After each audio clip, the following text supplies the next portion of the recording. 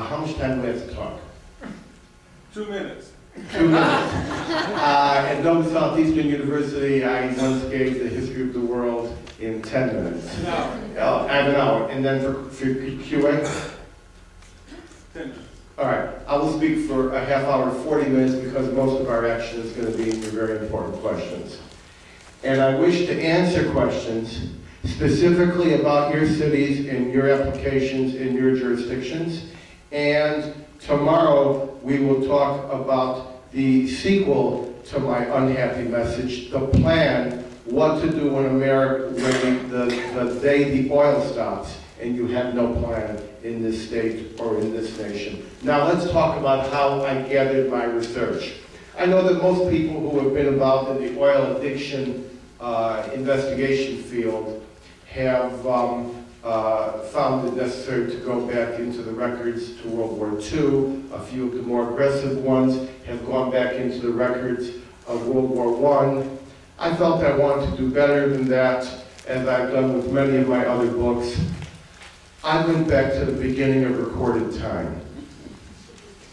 And I will tell you about fuel and energy since the beginning of recorded time, actually millennia before that.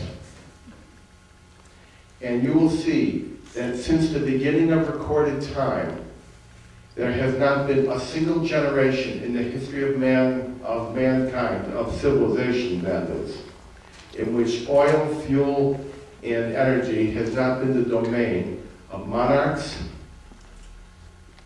monopolists, or manipulators. And there's no reason to think it's going to change tomorrow morning. Now, when we're talking about fuel, let's see how smart people are. What was the first fuel? Does anybody here know the first fuel in civilization? Anybody know? Hydrocarbons. Hydrocarbons. Like what? Grains, agricultural products. Who else has an idea? Do you have a specific? Wood. Wood, correct. It was wood. The first fuel was wood.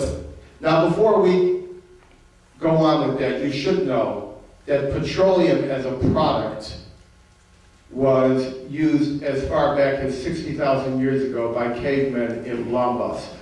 Petroleum, of course, means the oil from the rock, and they were using oil seeping out of rocks some 60,000 years ago for illumination purposes, which is what oil was used for most of the history of mankind.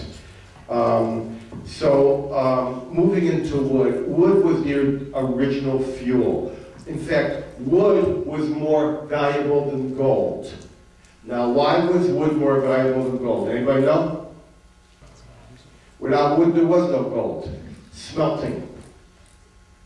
Wood was the key to metal, coins, jewelry, baking. Everything that civilization had to do arose from wood. And when the great conquerors of the ancient world took over other lands, they didn't invade for large tracts of territory, such as the empty quarter of the Arabian Peninsula. They wanted wood. Now let me give you an example. And I have studied the letters of Amarna from ancient Egypt and the wood contract. Does anybody here know what the word Cyprus means? Anybody here know Cyprus? Anyone speak Greek? Anyone married to a Greek? Wooded? Wooded? No, Cyprus does not mean wood. Cyprus means copper. The entire island was forested with great tracts of timber and was extensively used to smelt copper. So much so that the name of the city itself, of the island itself, was called Cyprus. Eventually, of course, as wood was depleted, they had to invade more and more lands, because a slave, when he was felled from his labors and taken off to die, that slave could be replaced at a moment's notice. There were many more waiting behind. But when a tree was felled and turned into fuel or other construction construction purposes, that was a generation to wait for the tree to be replenished.